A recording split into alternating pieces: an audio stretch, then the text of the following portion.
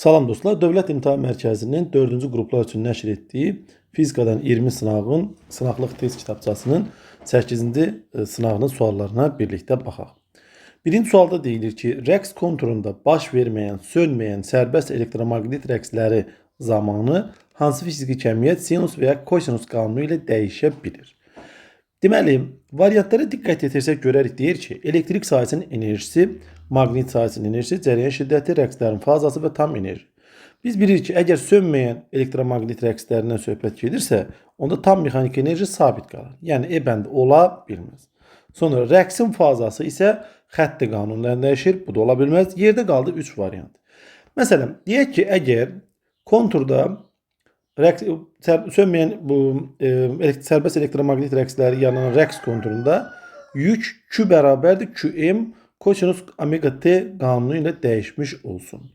Bu halda cərəyan şiddəti I bərabərdir. Bir dəfə törəmə alsaq, mənfi I maksimum sinus omega T qanunu ilə dəyişər və kondensatorun elektrik sahəsinin enerjisini Q kvadratı bölü 2S ilə təyin eləsək, baxırıq ki, burada alarıq nə? Q maksimum kvadratı bölü 2S vurulsun kosinus kvadratı omega 0T və W maqnit bərabərdir. Deməli, L I maksimum kvadratı bölü 2 vurulsun sinus kvadratı omega 0T. İndi deyə bilərsiniz ki, bəli, bu ikisi də dəyişir də. Niyə dəyişməsin? Bəlkə də bu testi eləyəndə siz A bəndini görəndə B bəndinin niyə orada belə olduğuna təəccüblənirsiniz. Bu təəccüblənməli məqam əksində qalsa haqlısınız. Amma diqqət etdirmək lazımdır ki, burada onların başında kvadrat işarəsi var. Burada isə yalnız sinus və kosinus qanunu ilə dəyişə bilir. Demir ki, sinusun kvadratı və ya kosinusun kvadratı ilə dəyişsin. Ona görə biz ya elektrik yükünün ya da ki, cərəyan şiddətindən bağlı olan cavab axtarmalıydıq ki, doğru cavab da olar cərəyan şiddəti. İkinci sualda deyilir ki, dəyişən cərəyan generatoru vasitəsilə alınan induksiya elektrik hərəkət qüvvəsinin amplitudunu necə artırmaq olar? Qabaqda da bununla bağlı bir sual var. Gəlin elə o sualı da elə bununla bir yerdə həll etməyə çalışaq. Deyək ki, deməli, qapalı keçirici konturu kəsib keçən maqnit seli zamana görə belə bir qanunla dəyişsin. Q bərabərdir fi 0 vurulsun kosinus omega 0 T ilə. Doğrudurmu? Ya da ki, fi maksimum yazaq. Fi maksimum kosinus omega T ilə. İndi mən nə yazmalıyım? İnduksiya elektrik hərəkət qüvvəsini hesablamalıyam. İnduksiya elektrik hərəkət qüvvəsi mənfi fi iştirik T şəklində hesablanır. Deməli, fidən bir dəfə törəmə alıb, qarşısında da mənfi yazmalıyım. Onda epsilon induksiya bərabərdir mənfi, mötərizə içində fi m kosinus omega 0 T-nin törəməsi. Epsilon induksiya bərabərdir mənfi. Gəlin mötərizənin içində törəmənin cavabını yazaq. Deməli, kosinusun törəməsi mənfi sinusdur. Onda olur mənfi fi m. Bir dəfə də omega 0 T'dən mürəkkəb funksiya olduğu üçün törəmə alırıq. Olur omega 0 və yerdə də qalır sinus omega 0 T. Beləliklə, mənfi də mənfiyə təsir etdikdə olur müsbət. Biz alırıq fi maksimum omega 0 vurulsun sinus omega 0 T. Əgər biz induksiya elektrik hərəkət qüvvəsinin zamana görə dəyişmə qanunu yazmışıqsa, bu sinus və yaxud kosinus funksiyasının qarşısında duran əmsal, belə deyək, hədd bizə hansı kəmiyyətin dəyişmə qanunu yazmışıqsa, onun maksimal qiymətini verməlidir. Yəni, epsilon maksimum verməlidir.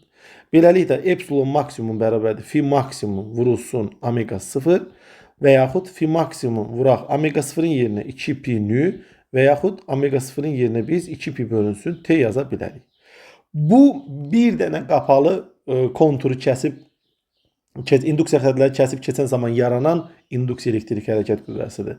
Ümumi maksimal qiymətini tapmaq üçün onda nə edirik? Hər bir, deməli, oradakı dolaqların sayına və yaxud da ki, qapalı keçirici konturların sayına vurmalıyıq. Ona görə doğru cavab olmalıdır. N vurulsun epsilon maksimum və yaxud biz bunu yaza bilərik. N vuraq fi maksimum vurulsun 2pi bölünsün T. Bu şəkildə yaza bilərik. Deyək ki, indi amplitudu necə artırmaq olar? Baxırıq birinci bəndə çərçivənin fırlanma periyodunu artırmaqla. Biz baxırıq ki, epsilon maksimum ilə T periyod bir-birinə tərs mütənasib asılıdır. Yəni, siz T-ni artırsanız, onda epsilon maksimumunu azaltmış olarsınız. Yəni, birinci cavab yanlışdır. Onda C bəndi gedər, E bəndi gedər. Sonra, çərçivənin fırlanma periyodunu azaltmaqla, bəli, bu doğrudur. Maqnit sahəsinin induksiyasını artırmaqla. Bəli, baxırıq ki, maqnit sahəsinin induksiyasını artırmaqla da olar. Nəyə görə? Epsilon bərabərdir N vurulsun. Fi maksimumun əvəzinə yazırıq. B vurulsun S vurulsun 2 pi bölünsün t. Bu şəkildə yazsaq baxırıq ki, epsilon b ilə düz mütənasib asılıdır. Deməli 2 və 3 olar. Dördüncüyə baxaq. Maqnit sahəsi induksiyasını azaltmaqla. Xeyr, bu da yanlışdır. Çünki onda epsilon maksimum qiyməti azalır. Və çərçivənin sarğılarının sayını azaltmaqla xeyr, bu halda da azalmış olar və doğru cavab qalar 2 və 3. Yəni A bəndi. Sonra 3-cü suala baxaq. Dəyişən gərginliyin təsirçi qiyməti amplitud qiymətindən bu bir nəzəriyyə sualıdır. Biz bilirik ki, I bərabərdir. Yəni cərəyanın təsirçi qiyməti bərabərdir maksimal qiymət bölək kök altda 2 və yaxud gərginliyin təsirçi qiyməti bərabərdir gərginliyin maksimal qiyməti bölünsün kök altda 2. Deməli, dəyişən gərginliyin təsirçi qiyməti onun amplitud qiymətindən kök altda 2 dəfə az olmalıdır. Doğru cavab olar B bəndi. Sonra 4-cü sual. Eyni müqavimətli, yəni R bərabərdir konstant və yaxud R1 bərabərdir R2 ilə yaza bilərsiniz siz. O da hər hansı bir R-ə bərabər olsun.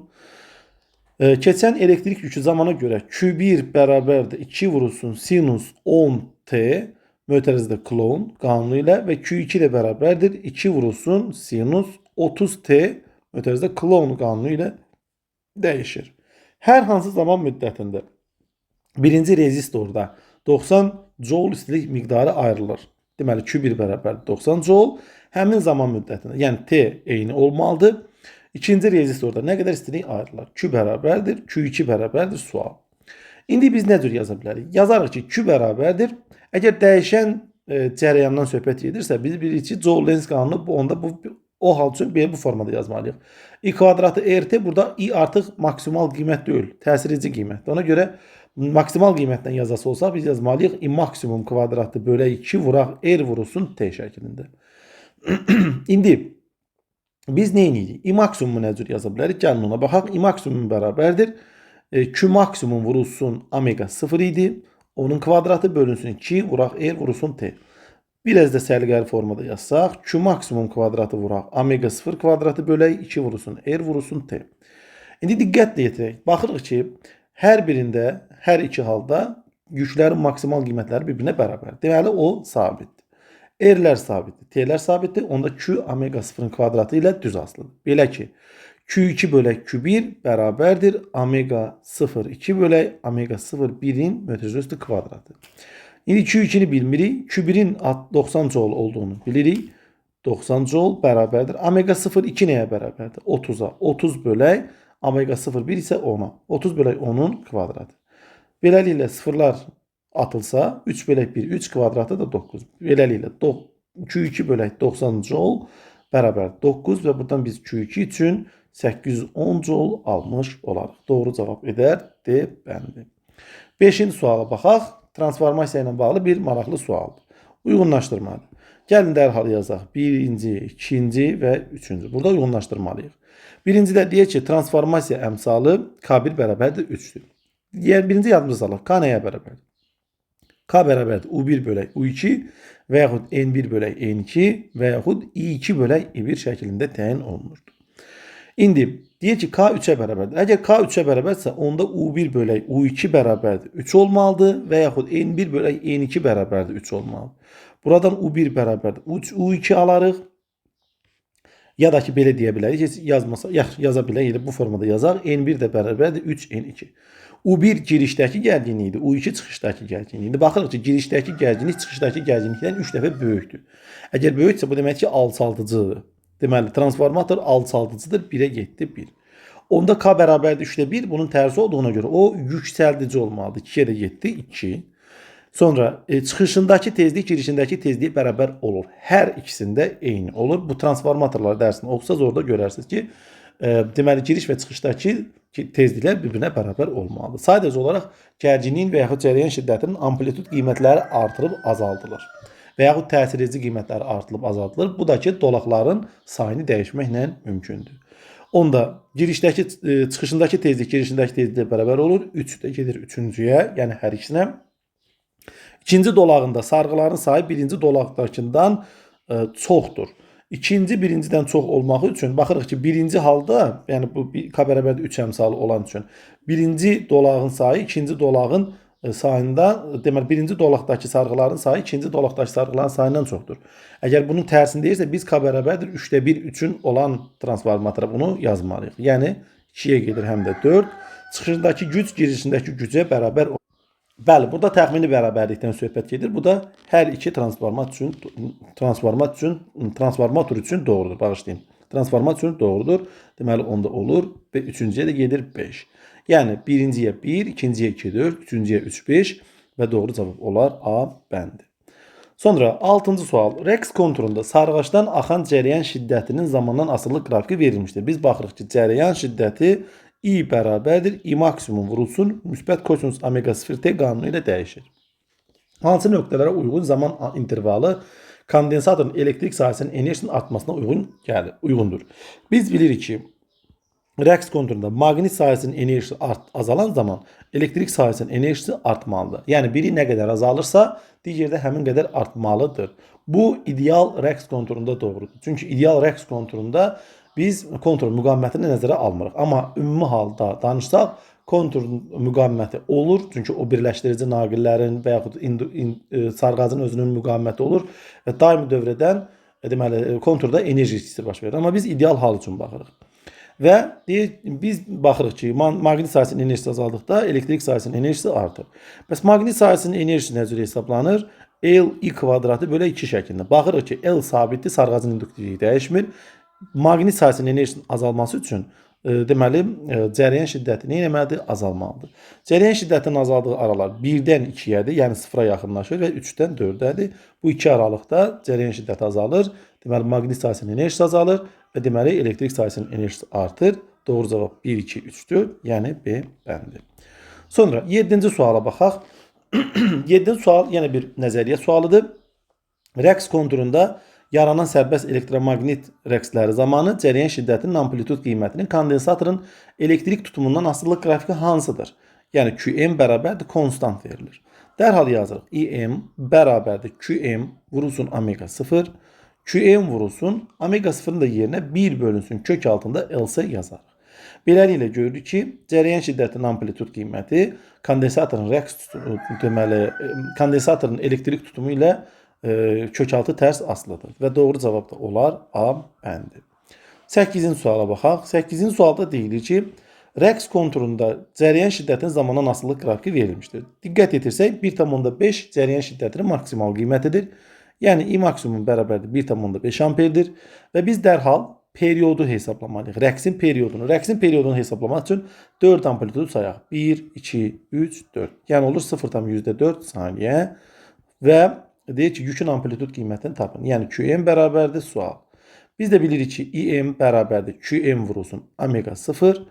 Bu da bərabərdir Qm vuraq. Omega 0'ın yerinə biz yazarıq 2 pi bölək böyük T. Buradan böyük T'ni tapsaq Qm vurulsun. Bağışlayın, bizdən soruşur Qm'i.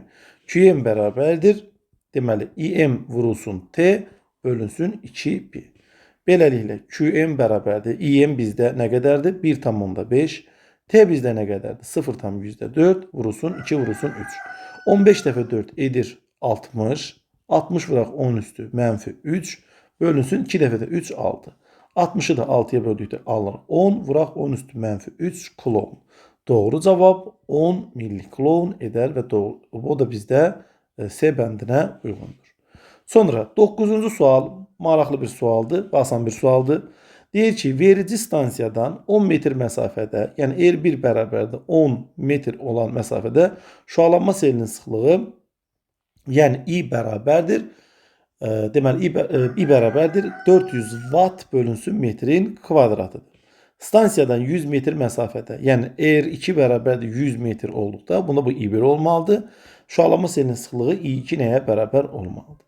Deməli biz əgər verici stansiyanı nöqtəvi mənbə kimi qəbul etsək, nöqtəvi mənbə üçün şüalanma selinin sıxlığı I bərabərdir P bölək S, o da bərabərdir 1 bölünsün 4 pi bölünsün 4 pi r kvadratı şəklində yazılır. Burada baxırıq ki, şüalanma selinin sıxlığı məsafənin kvadratı ilə tərs mütənasib asılıdır. Və burada biz qəbul eləməliyik ki, verici stansiya sabit gücdə işləyir.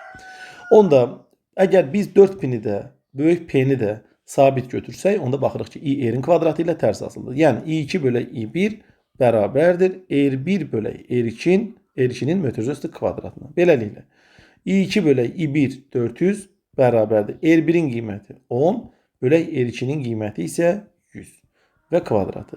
İxtisar getsə 10-da 1 qalır, 10-da 1-in kvadratı isə 100-də 1 edir. Deməli I2 bölək 400 bərabərdir 100-də 1.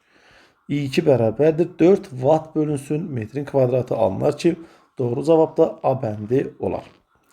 10-cu suala baxaq. 10-cu sualda yenə də bir rəqs konturuna bağlı maraqlı bir sual verilir.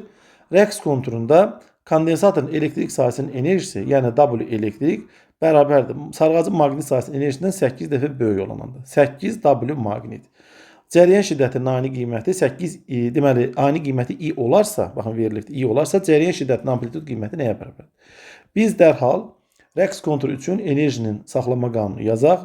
Deməli W bərabərdir W elektrik üstəgələk W maqnit. Beləliklə W bərabər W elektrikin yerinə 8W maqnit yazarıq. Üstəgələk bir dənə də W maqnit. Beləliklə W bərabərdir 9W maqnit.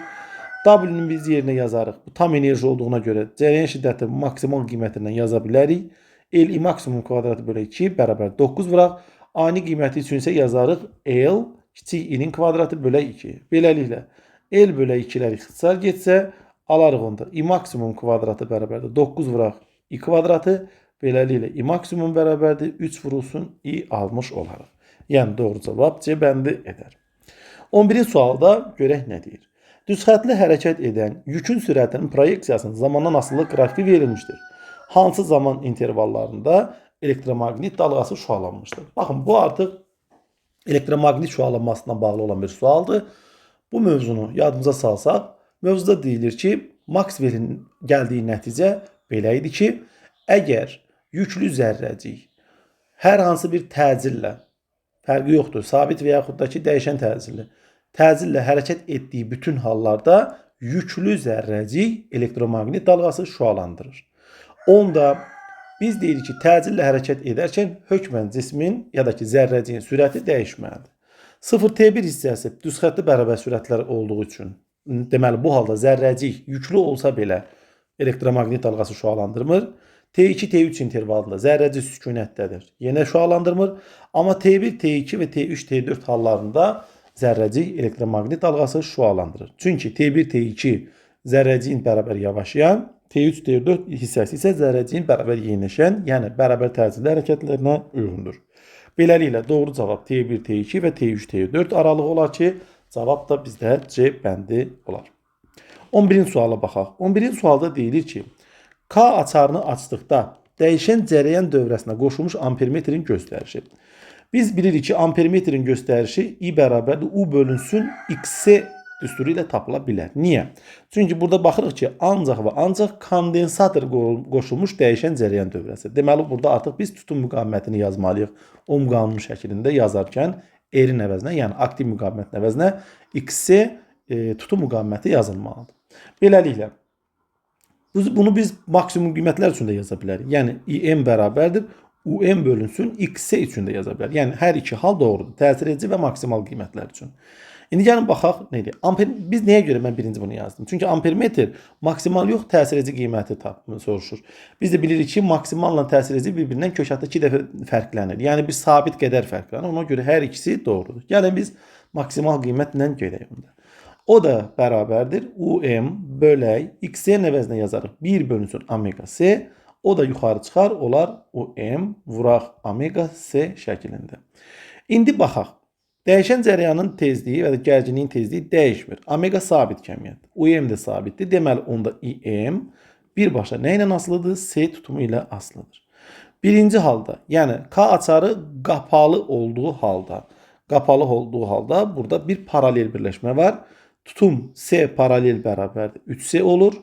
Ona uyğun cərəyanı biz nə ilə işarə edirik? IM-lə.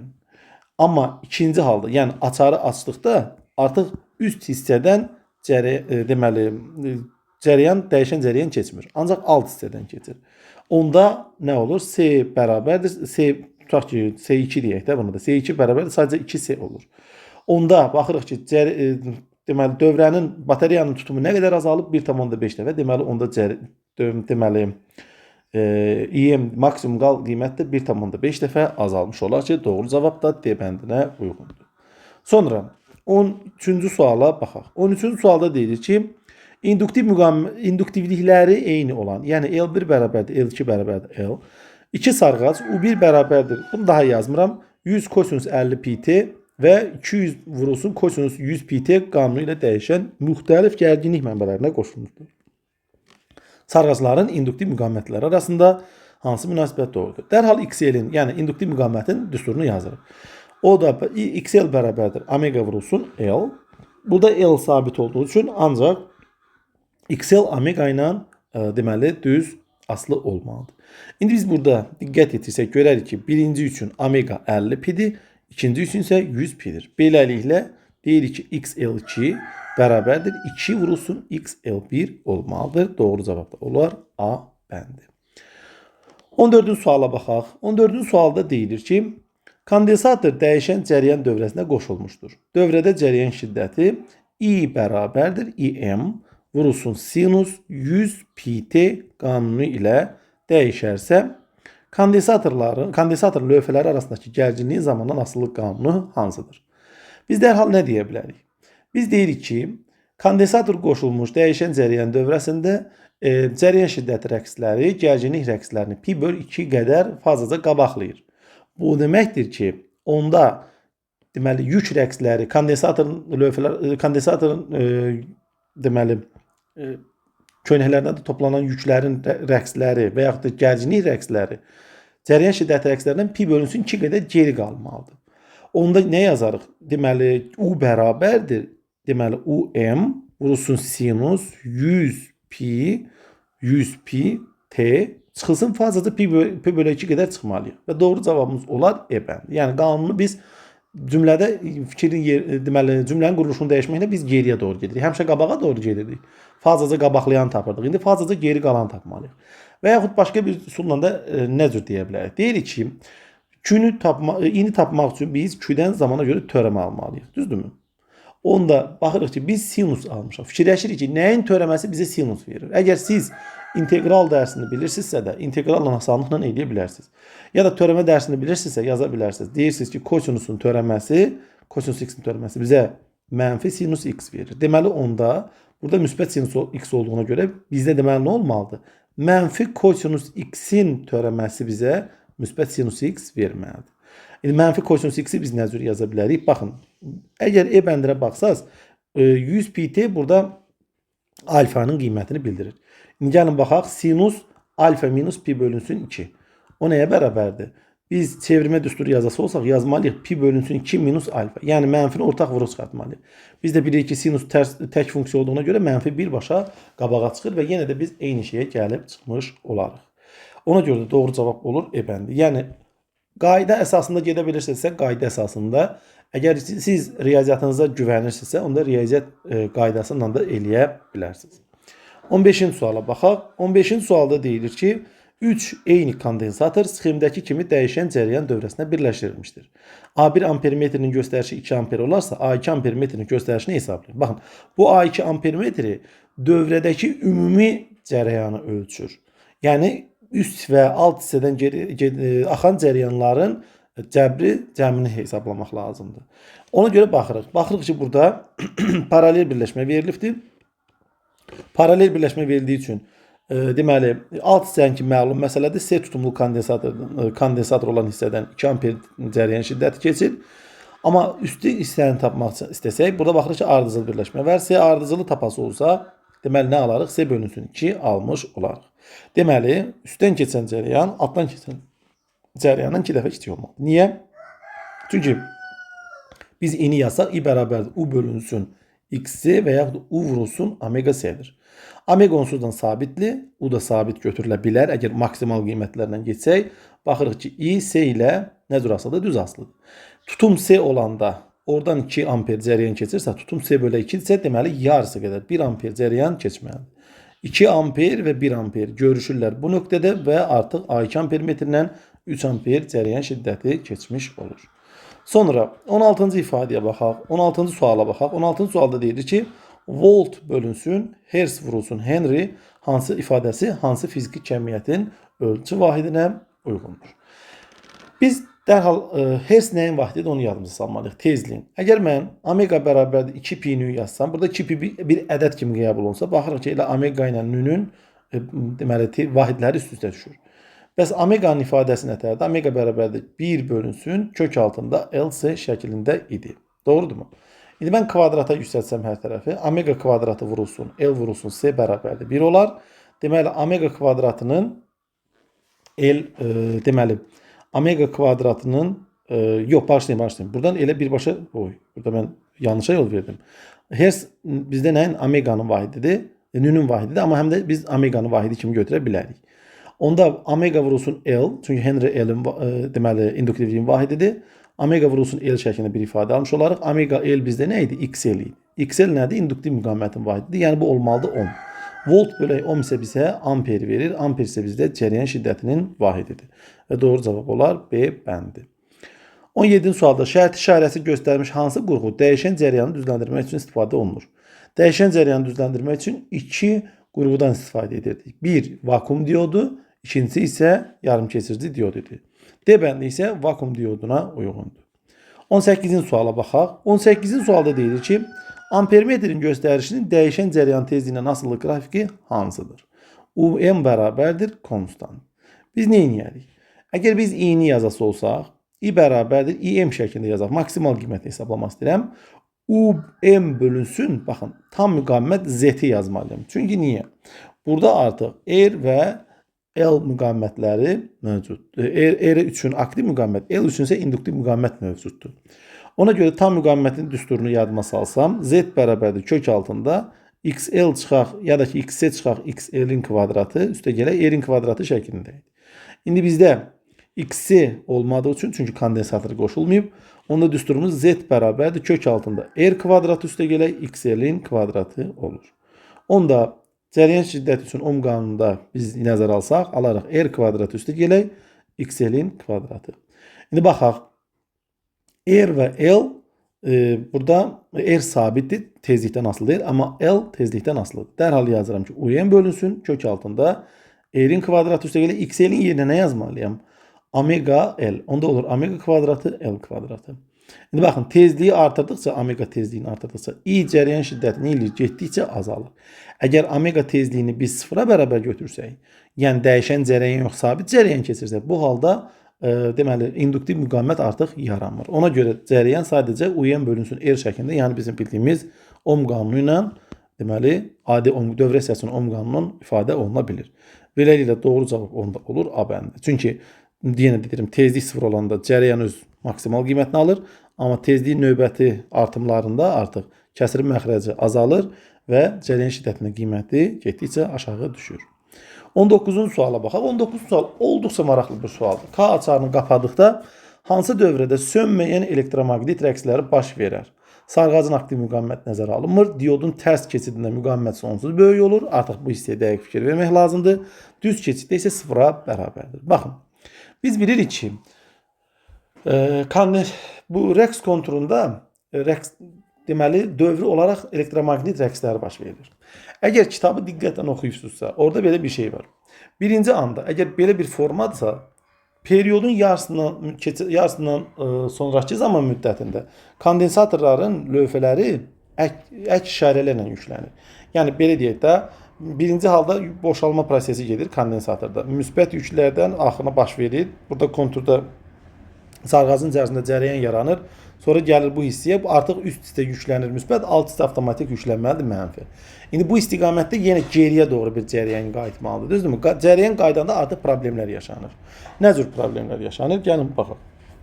İndi buradan müsbətdən gəlirik mənfiyə doğru. Baxın, bu düz keçiddir, buradan keçir. Amma bu tərs keçiddir. Problem yoxdur. Buradan gəldilər bu hissəyə. Sonra geriyə qayıtma prosesi olmalıdır. Geriyə qayıtdıqda artıq bu dəfə əvvəlcə keçid rolunu oynayan üstdəki bu diod bu dəfə artıq maneə yaradır. Amma bu dəfə yol ikincidən, yəni altdakı dioddan diod düz keçidi rolunu oynayır və artıq deməli yükün sərbəst keçidi baş verir. Deməli bu halda mümkündür.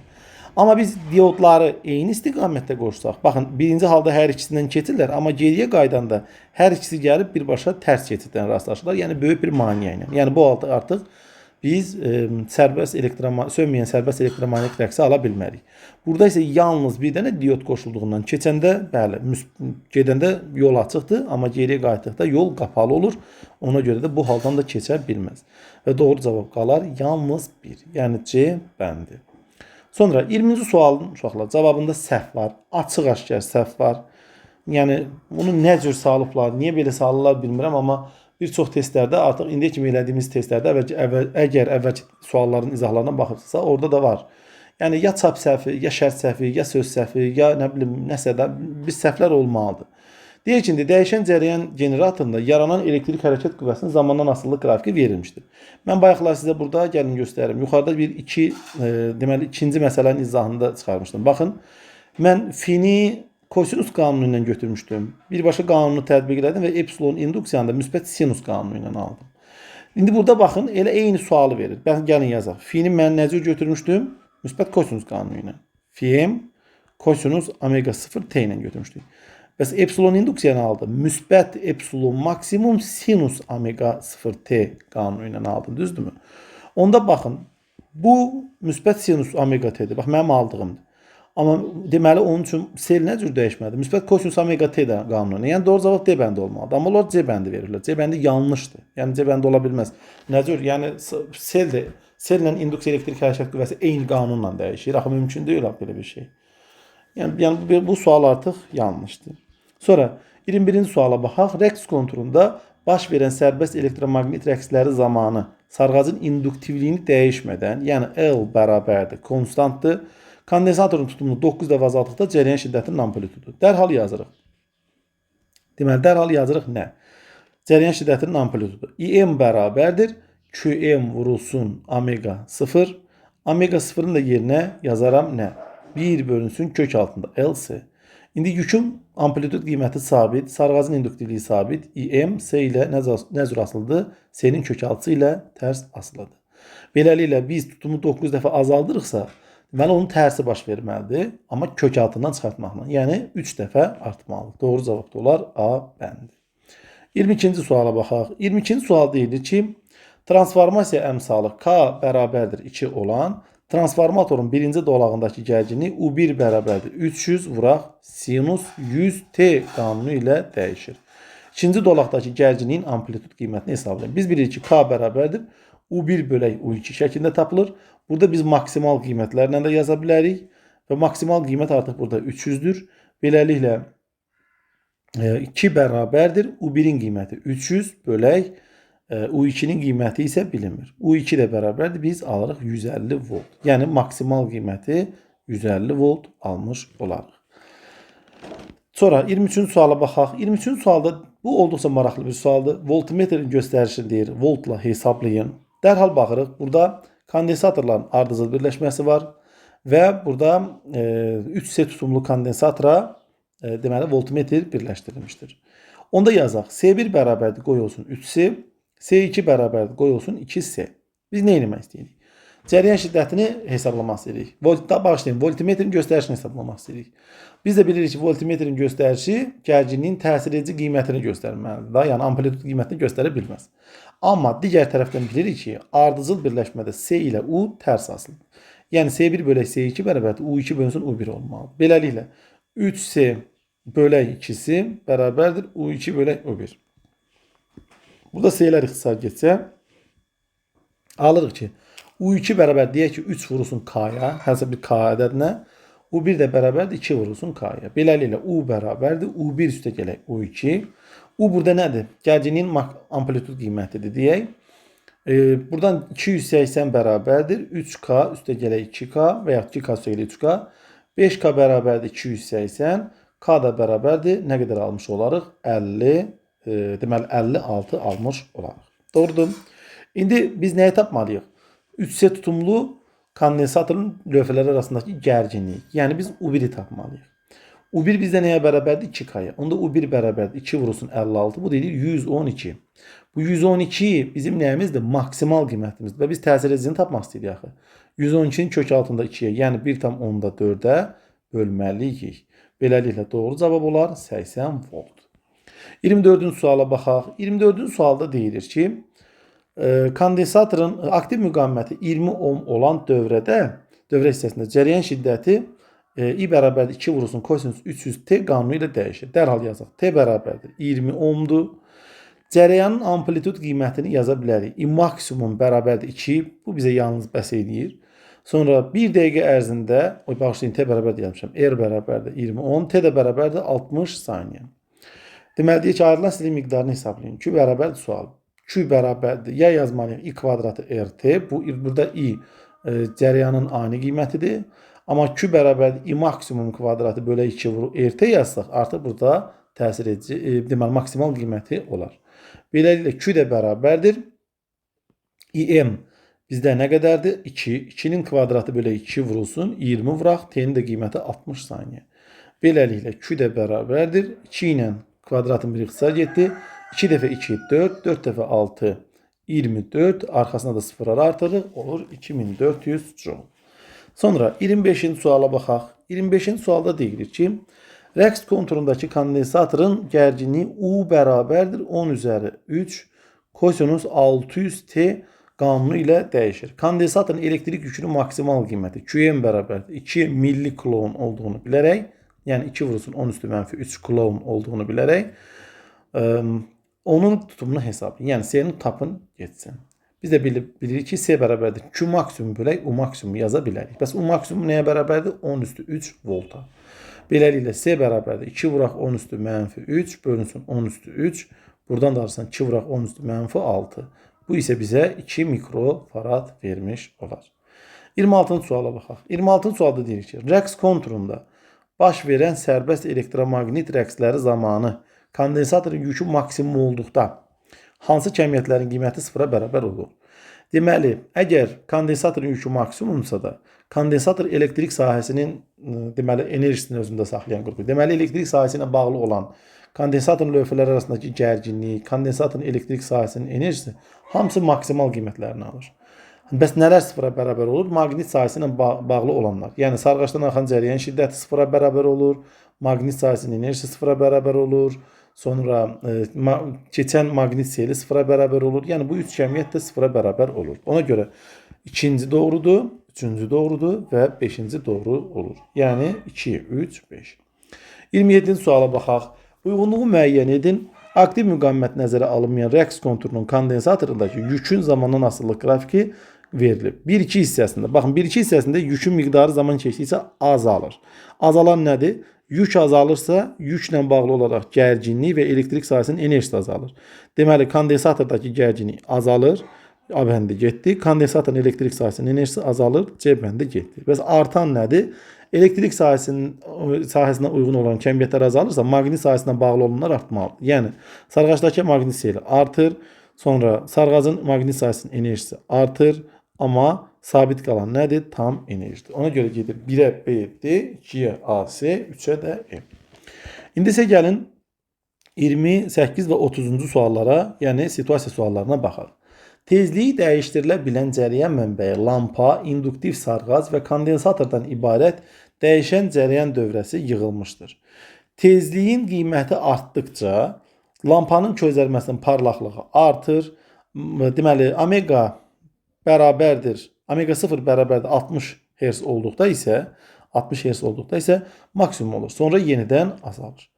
İndi 28-ci sualda deyilir. Tezliyi artırdıqda lampanın parlaqlığının da artaraq maksimum olmasına, sonra yenidən azalmasının səbəbini uyğun düsturlar yazmaqla əsaslandırır.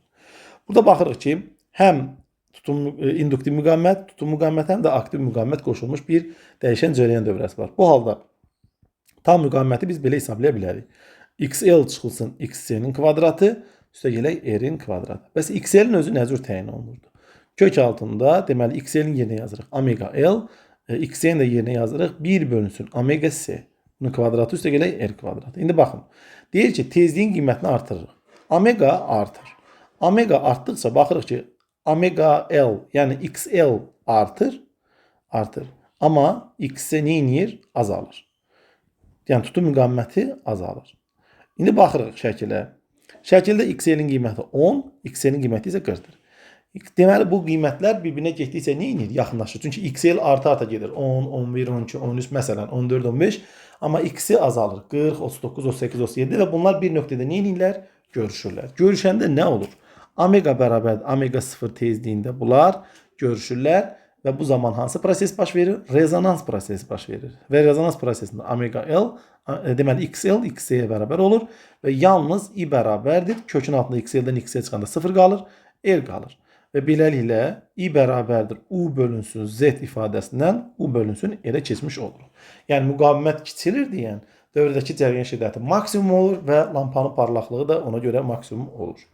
Və sonradan biz omeganı artırdıqca yenə də XL-in qiyməti artır, XC-nin qiyməti azalır və onlar arasında yenə fərq getdikcə böyüyür. Fərq böyüdükcə kəsirin məxrəcindəki Z-in qiyməti artır.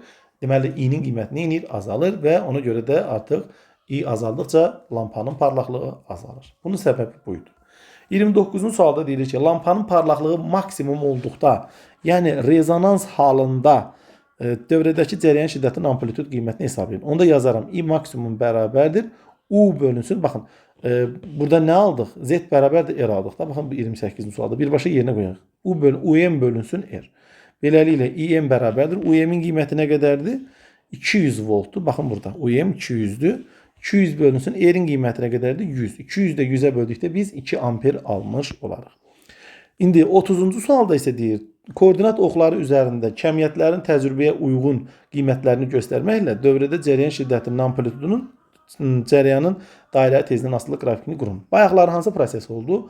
Elektrik rezonansı. Deməli onda gəlin 60 Hz burada qeyd edək. 60 Hz-də dövrədəki cərəyan şiddəti maksimum oldu.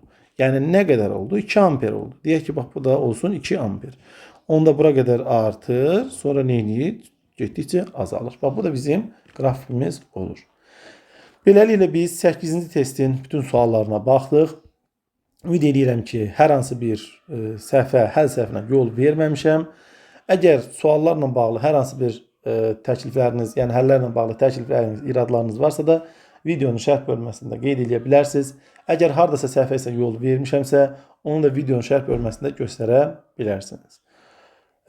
Sağ olun, diqqətiniz üçün təşəkkürlər.